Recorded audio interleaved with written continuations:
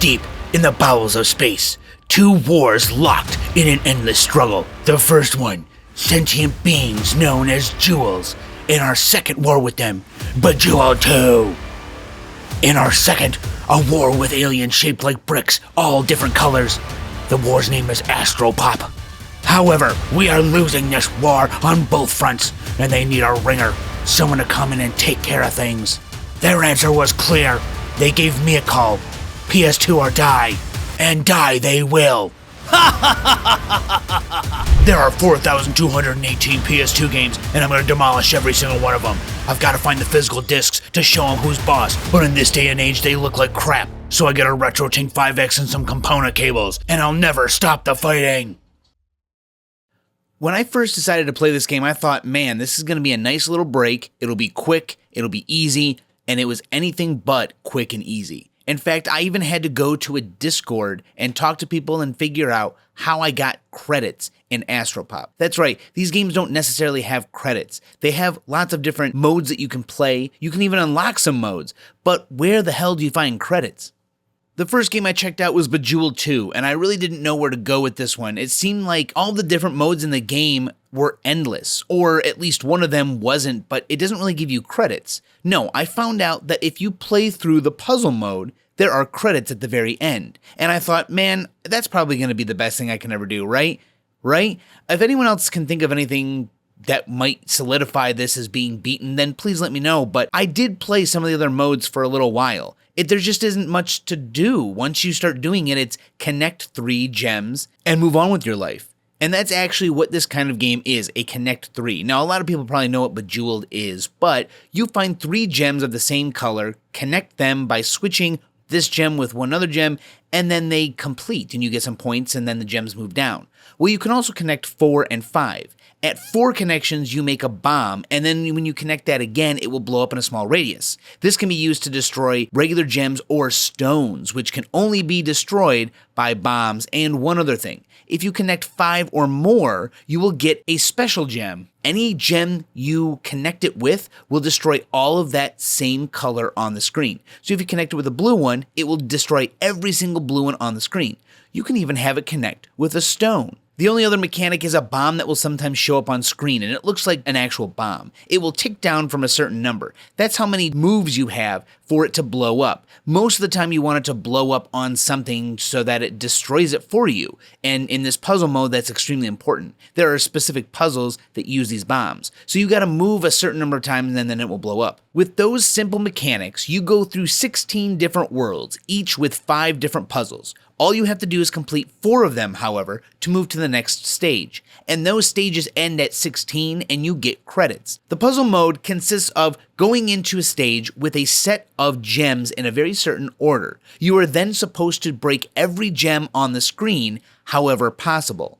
You do this for each stage, and they get progressively harder and harder down the line, until it is so difficult that it was taking me upwards of an hour to solve some puzzles because they were just so dense. Some of these puzzles have many different pieces, and these puzzles are set up in a confusing way. I mean, that's the whole point. You are supposed to figure out the perfect way to connect all of the gems and do the right thing to get all of them off the screen. And you aren't always told exactly what you need to do. I mean, it just gives you a screen and you go. So you never know if you need to connect 4 several times to make bombs, or you need to connect 5 to make one that destroys all of one color. In fact, you could do that and still be wrong. You never know. What makes this mode extremely interesting, though, is that you have a hint button, and the hint button is not at all a hint. It will literally give you not only the answer, but it will also just tell you if you are still able to solve the puzzle from wherever you are right now. So let's say you go a few moves into a puzzle. You press the hint button. If the hint tells you there is no way to beat this puzzle, go back to a time when you can. You press the button and it will reset your puzzle back to a time when you can complete it from that position. If you continue to hit hint and every time it says, you can complete it, you just keep going and making these moves until you find one that doesn't work. Now, that makes it kind of easy. I mean, you can just switch any gem you want and then hit the hint button. If it doesn't work, go back and try a different one. I mean, eventually you'll find it. It's not really so much a hint, I guess. I mean, if you just keep using it, then it's just the answer. But if you are stuck, you can press triangle again during one of these hints, and it will actually just give you the next move. It will give you every single move that will complete the puzzle, and it will do it all automatically for you. So if you ever are so stuck that you can't get past a puzzle, the hint button will absolutely make it so you can. You'll never find a puzzle you can't do unless you refuse to use the hint button. I used the hint button several times, not too many times. I really wanted to try and do it on my own as often as possible. Most of the time it was just to check if I was going the right way.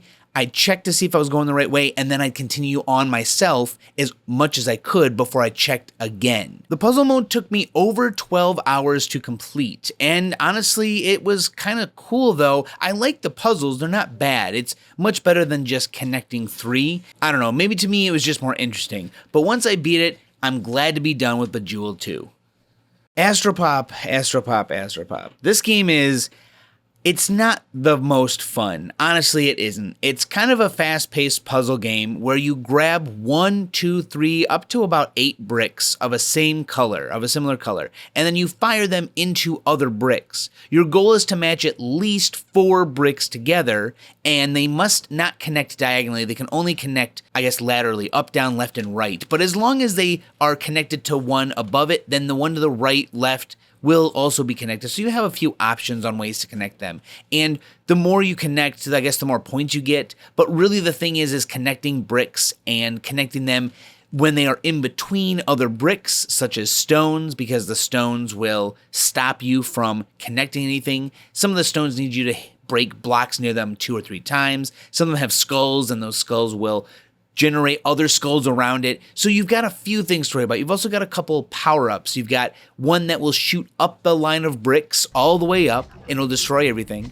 You've got a bomb that will just explode in an area around the bricks. You've also got one that will give you tons of level completion, which on the side of the stage you can see a level completion.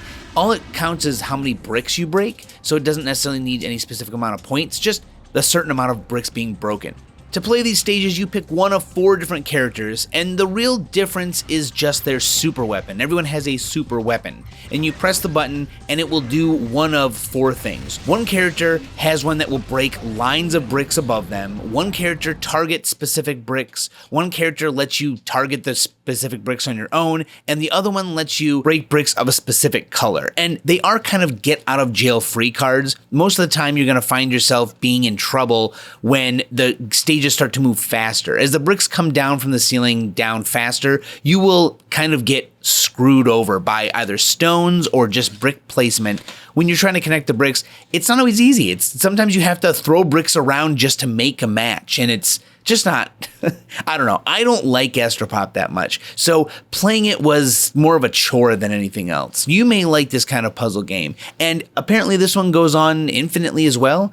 I heard that the last difficulty change is on level 140. So if that tells you anything, that's quite a bit of levels. I mean, I'm sure there's an end somewhere, maybe, I'm not sure. But the good thing is that after finding myself confused about where I get credits, it led me to go onto the Discord for Astro Pop speedruns. So I went in and asked everyone, hey, I'm trying to beat this game, is there a way to get credits? And after a while, someone did mention, hey, if you beat all 4 characters to level 32, you will get credits.